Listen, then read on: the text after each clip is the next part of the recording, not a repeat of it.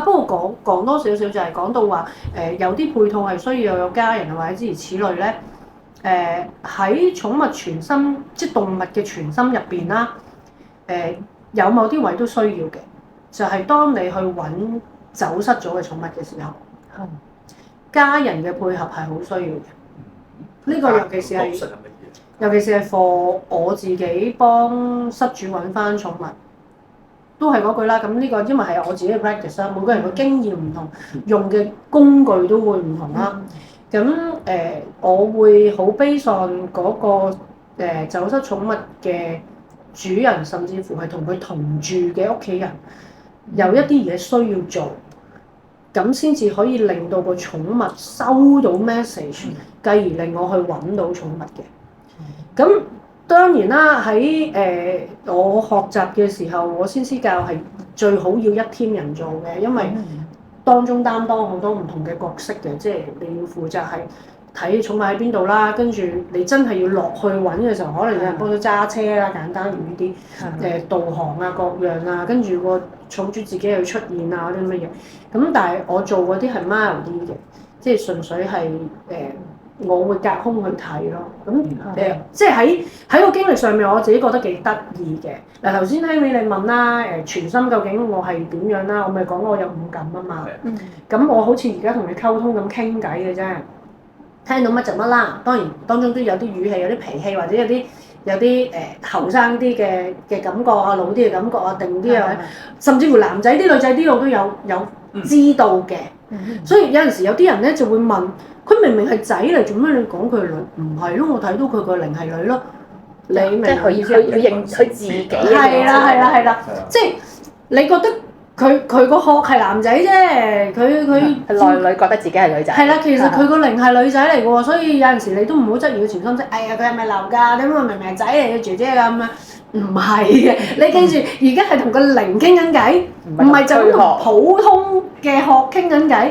同埋有陣時你聽到佢講啲嘢，好似都唔係我啲嘢，真係可能唔係嘅喎，可能係上一個寵主咧，可能係佢之前經歷嘅嗰個軀殼經歷過嘅嘢，因為太多雜雜碎碎嘅 message 俾你，你要自己識得類，要識得分啊嘛。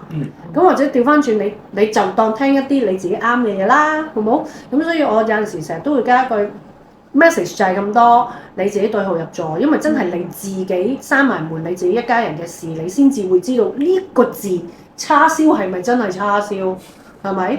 罐罐係咪真係罐罐？波係咪真係一個波？我試過波原來唔係一個波嚟嘅，係咩啊？波原來係一個人嚟嘅。呢個人係波。係啊，即係你要好清晰知道係乜嘢，即係有啲係搞咗好耐嘅。原來個波唔係波，係一個人或者係一個原來喺個隔離有個 B 仔嚟，原來佢係波定唔知乜嘢咁樣，即係有好多呢啲 case 嘅。咁而揾走失寵物嘅，我會係好似入咗去佢個殼入邊，借佢對眼去望到佢當時嗰一刻見到嘅所有嘢。哦，即係可能望到係咩街啊，或者附近有點樣係啊，有啲咩特別嘢啊？棵樹係點樣樣啊？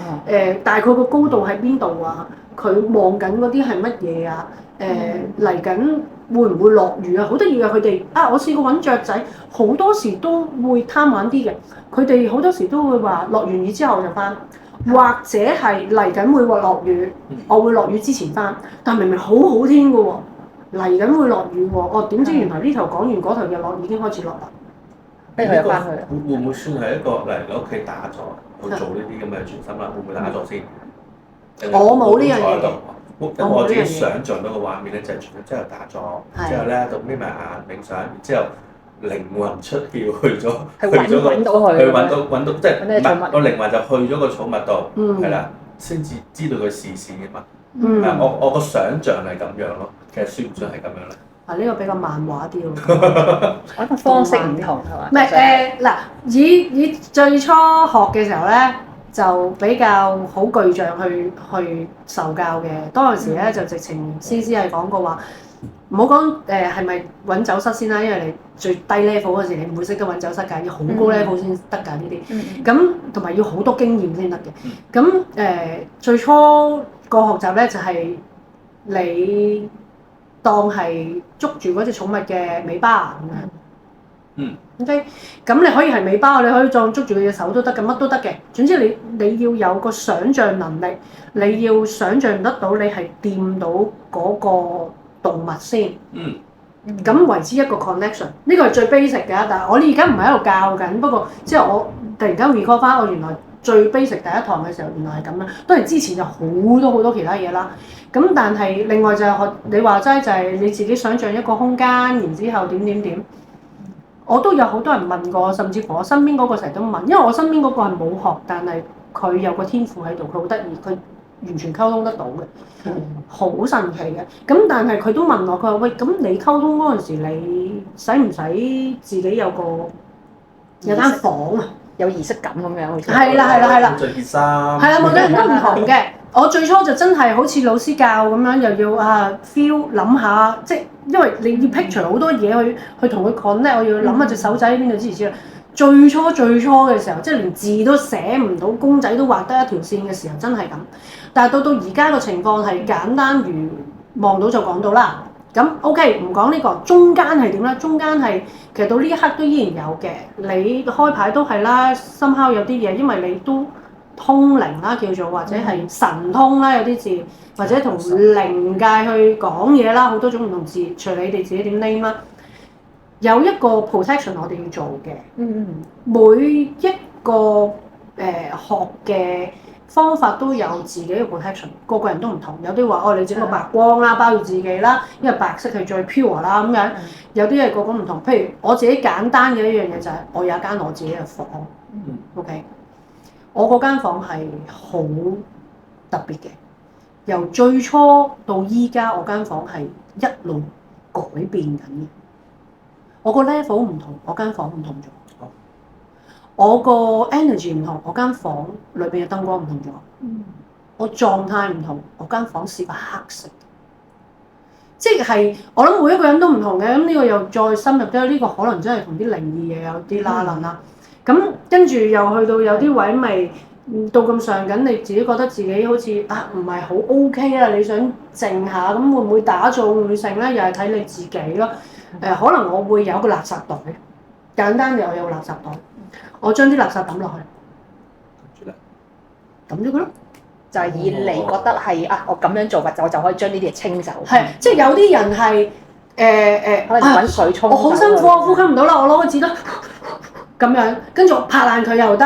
咁但係我哋係因為係一個你當係四維嘅嘢啦，咁你唔會攞個實體啦。咁我會有一個好大嘅氣球咯。唔知大家有冇嗰一個即係 three dimension 嘅 picture？ 如果你有，你就會知道我講緊乜嘢。我係會有一個好大嘅垃圾袋，然之後我會將一啲唔應該喺度嘅垃圾抌晒落去，然之後我會將佢放咗上天。跟住我又會有太空船，所以都幾得意嘅。我有太空船之餘，我仲有 protector。而我個 protector 係其中我一隻貓，咁有好多嘢嘅，因為即係你同寵物有拉褦咧。最初嘅時候咧，學下咧，我覺得點解寵物小精靈嘅 Pokemon 咁鬼死似嘅咧？原來我發覺真係有啲似嘅喎，即係我有隻鷹啦，我有隻蝴蝶啦，跟住我有隻恐龍，跟住我有一隻係我之前走咗嘅貓。咁喺用唔同嘅嘢嘅時候，佢會喺我身邊嘅。咁呢個咧就係先師叫咗一個中文名啦，就叫寵物守護靈啦。咁我唔知其他人係咪用呢個名，守護靈會比較多啲。OK，咁我記得最初嘅時候咧，佢係用一個開牌嘅方法，去叫我揾自己嘅守護靈嘅。係最初嘅時候。用咩牌？塔羅牌定咩牌？好似塔羅咁樣牌，總之就大家一齊自己喺副牌度。總之我哋做好多嘢咧，當然冥想啦 picture 好多事情啦。去到一個空間嗰度啦，有啲人真係去咗恐龍嘅空間啦，有啲人淨係去咗一個草地啦，有啲人去唔同地方嘅。咁跟住翻出嚟之後，又再經過好多嘢，咁我哋就自己攞咗張牌。我記得我第一隻係一隻好似禿鷹咁嘅嘢，好大隻嘅，好大隻，到而家佢都仲喺我身邊嘅，好大隻。咁跟住之後又有真係有蝴蝶啦，跟住仲有些少嘅，但係即係太模糊咧。但係我記得係每一隻個 function 都唔同咯。我唔知你哋嗰啲係咪咁？我諗起力量動物，係咩？我諗起力量動物。個薩滿壺咧，其實都會想像下，其實你自己去到啲嘢嘅動物世界嗰度嘅。我嗰陣時係想像到個海底世界嚟嘅。所以有時候我會見到好多，我可能幻想到自己身邊啊，或者好多鯊魚，鯊魚定鯨魚定唔知個肚係白色嗰定咩鯨？殺人鯨。係殺人鯨係啦，我會幻想到嗰隻鯊魚，跟住佢再慢慢做個訓練啦，係咪類似呢啲嘢？未完全似，因為攞佢個象徵嘅力量。